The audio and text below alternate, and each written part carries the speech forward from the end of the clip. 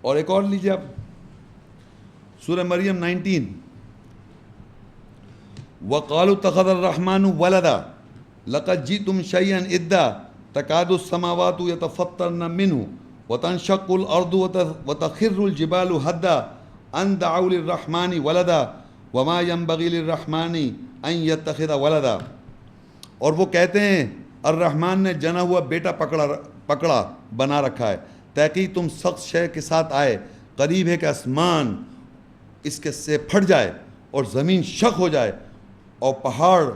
ریزہ ریزہ ہو جائیں، یہ کہ تم الرحمن کے لیے بیٹا پکارتے ہو، اور رحمان کے لیے یہ چاہت نہیں ہے کہ وہ جنا ہوا بیٹا پکڑے بنائے۔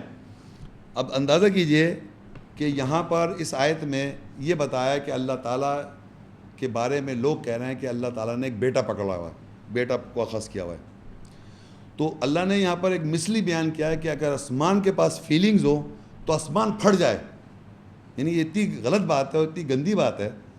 کہ آپ یہ کہیں اللہ کا بیٹا جو ہے ایک ہیومن صفت ہے۔ دیکھیے میں آپ کو ابھی باتیں بتاؤں، پہلے یہ سمجھ لیں کہ آسمان پھٹ جائے یا زمین شق ہو جائے اور یا پہاڑ ذرہ ہو جائے، یعنی اگر ان کو یہ فیلنگز ہو جائیں کہ یہ بات کیا کہہ دی کہ اللہ کا بیٹا ہونا کوئی معمولی بات نہیں ہے، اللہ کا بیٹا بنانا، کیونکہ یہ پھر میں کہوں اللہ فادر ہیں تو فادر ہے، بیٹا میرا بیٹے میں اور میرے بیٹا پتہ ہے نا آپ کو کیسے پیدا ہوتا ہے،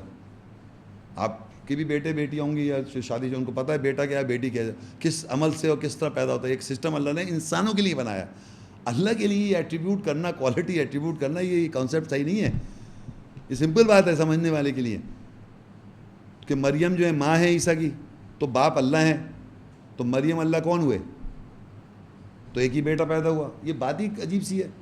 تو اللہ کہہ رہا ہے کہ تحقیق، اور کہتے ہیں کہ الرحمن نے جنا وہ بیٹا پکڑ رکھا ہے، تحقیق تم سخت شے کے ساتھ آئے، بہت ہی سخت بات ہے یہ، قریب ایک آسمان اس سے پھٹ جائے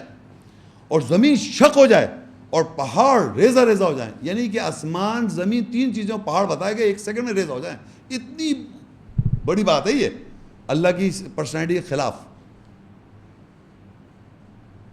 اور مجھے بتائیے کہ یہ بات قرآن میں لکھی ہوئی اور لوگ کہہ رہے ہیں جس سے آسمان پھٹ جائے، زمین شق ہو جائے اور پہاڑ ریزہ ریزہ ہو جائیں، اور یہاں کسی کے بارے میں کچھ کہہ دو تو تین چار آدمی پر مر جاتے ہیں۔